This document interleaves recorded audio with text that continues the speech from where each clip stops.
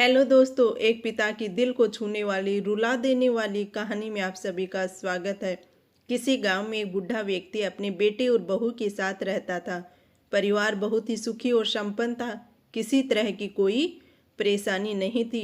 बूढ़ा बाप जो किसी समय अच्छा खासा नौजवान था, आज बुढ़ापे से हार गया था। चलते समय लड़खड़ाता भी था, अब तो लाठी की जरूरत भी पड़ने लगी थी। चेहरा जो झुर्रियों से भर चुका था, बस अपना जीवन किसी तरह व्यतीत कर रहा था। घर में एक चीज अच्छी थी कि शाम को खाना खाते समय पूरा परिवार एक साथ टेबल पर बैठ करके खाना खाता था। एक दिन ऐसे ही शाम को सारे लोग खाना खाने के लिए बैठे थे। बेटा ऑफिस से आया था और भूख ज़्यादा ही लगी हुई थी, इसलिए जल्दी से खाना खाने बैठ गया और साथ में ही बहू और एक बेटा भी खाने लग गए। बूढ़े हाथ जैसे ही थाली उठाने को हुई, थाली हाथ से छिटक गई और थोड़ी सी दाल टेबल पे गिर गई। बहू बेटे ने घृणा की दृष्टि से पिता की ओर देखा और फिर से अपना खाना खाने में ही लग गए। बूढ़े पिता ने जैसे ही अपने हिलते हाथों से खाना खाना शुरू किया तो खाना कभी कपड़ों पे गिरता तो कभी जमीन पे गिरता। बहू ने चिढ़ते हुए कहा, हे राम, कितनी गंदी तरह से खाते हैं। मन करता है कि इनकी थाली किसी अलग कोने में लगवा देते हैं। बेटे ने भी ऐसे सिर हिलाया जैसे पत्नी की बात से सहमत हो, लेकिन नन्हा पोता यह सब मासूमियत से देख रहा था और अगले ही दिन पिता की थाली उस टेबल से हटा करके एक कोने में लगवा दी गई।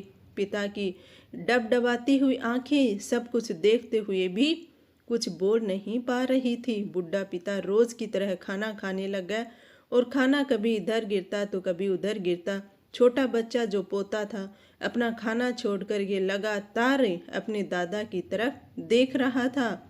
माँ ने पूछा, क्या हुआ बेटा, तुम दादाजी की तरफ क्या देख रहे हो? खाना क्यों नहीं खा रहे हो?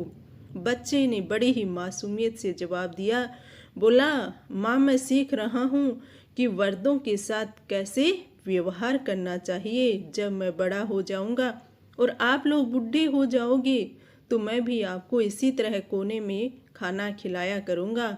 बच्चे के मुंह से ऐसा सुनते ही बेटे और बहू दोनों कांप उठे। शायद बच्चे की बात उनके मन में बैठ गई थी, क्योंकि बच्चे ने मासूमियत के साथ एक बहुत ही बड़ा सबक दोनों लोगों को दिया था।